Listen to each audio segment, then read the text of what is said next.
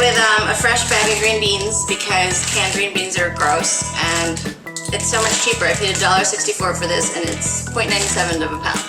Or whatever, 0.97, almost a pound, whatever. What we're gonna start with is just cutting the ends of the green beans. I think the easiest way to do that is to actually line them up and then just phew, gone. And then I always have a bowl to throw my trash in. I love Rachel Ray because she's awesome. And then as I cut them, I put them in a colander because we're gonna rinse them off in just a little bit. And yeah, it's a little time consuming, but honestly, to save the money, and if you get good at it and you know, you just have a conversation with your spouse or whatever and just make green beans, I can cut this in 5 minutes and it saves me a lot of money. Because if you buy pre-cut green beans, you're paying maybe $3 to $4, and now you know, it's $1.50 to $2 more a bag. So suck it up and work the extra 5 minutes, that's what I have to say. Alright, all green beans cut in the colander. That took me probably about 3.5 minutes. And I'm just gonna give them a little rinse so that there's no bacteria or anything. Our green beans are cut and just rinsed off. I have boiling water. Woo! I'm gonna toss that in there. And let's see, 7:19, probably 2 to 3 minutes. We're gonna wait, and yeah, don't leave it in there for a lot more than that. And I think that's the problem that my friend was having, and she's saying that her green beans were really mushy. So leave it in there for just 2 to 3 minutes so it keeps that crunch. Okay, so while my green beans are on the stove, what I'm gonna do is I'm gonna just grab a normal mixing bowl and I'm gonna put some ice in it and some water. But I'm gonna put the green beans into the ice, and then basically what that does is it stops the cooking, because when you're cooking something, just because you take it out of the heat doesn't mean it's not cooking anymore, because there's still heat surrounding the vegetable. So it's still, you know, cooking.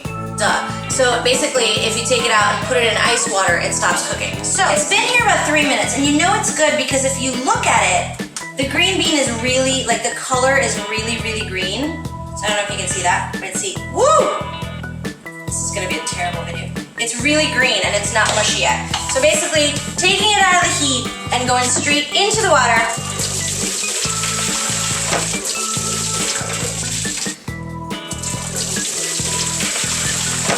Draining the hot water off that, and then throwing it into the cold water with ice. What this does is now stops the green bean from cooking. So now basically my green beans are just chilling over there in the cold water, so it stopped cooking. And I'm actually gonna serve these cold, so I don't mind them being there. So now what I'm gonna do is I'm gonna make a vinaigrette with just whatever I have in my fridge. I'm really not sure what's in there. So, but I'm Filipino, and one of the main staples of a Filipino diet is garlic. So I'm gonna start with some garlic. I'm thinking I might make I don't know, like an orange type, citrusy vinaigrette. So I'm just chopping some garlic. And then we're gonna go in the fridge and see what we find and go from there. So I don't know what I have in the fridge, but I don't really want to spend some money. So what could we do? I have garlic. I'm gonna have some garlic. OJ? Maybe? Let's throw some OJ in there. So I just chopped up some garlic. I'm gonna use my handy dandy scooper. My husband uses this thing to chop things. It drives me nuts. But anyway, I'm like, it's a scooper. That's what it's for. To do that, basically I'm just gonna throw some OJ in here. A little bit of OJ. Ooh. And perhaps a little bit of EVOO.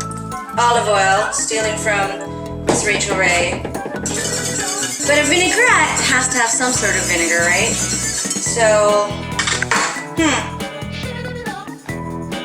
I need to go get some vinegar. I'm totally just making this up. So vinaigrette, basically just some sort of vinegar and olive oil or whatever kind of oil. I like olive oil because it's healthier. And you just throw it in there with, I wanted something citrusy, so that's why I have OJ, but you can use anything really. So I'm throwing some of that. I don't know why it's not pouring well. Just whisk it, do a little taste. You gotta season with a little bit of salt and pepper, right? So a little bit of sea salt.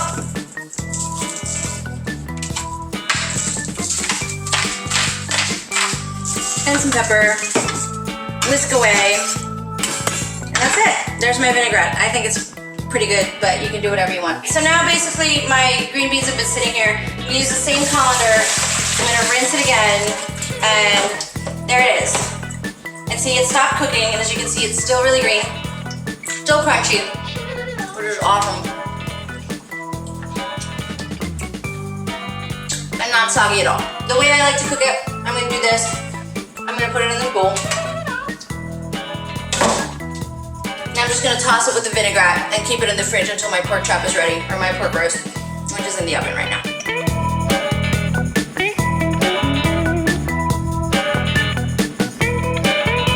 Alright, so my dinner's ready. I'm cheating and forgot to make some rice, so I'm using Uncle Ben's ready rice. And I made this bone-in pork chop. Basically, I marinated it overnight, or from this morning when I left for work, with just Italian dressing. And that's it. And I just threw it in the oven at 400 degrees for about 35 minutes. So that's done. I'm plating it. Going to get the green beans, which are in the fridge. So this has basically been sitting here. I like them cold. I do like them hot too, but for some reason with the vinaigrette, I like it cold. So it's just been sitting there with it. So I'm just gonna throw that on here. And dinner's ready. So pork chops, cheating rice, because it was instant, and green beans. And there you go. Shannon, hope you enjoy.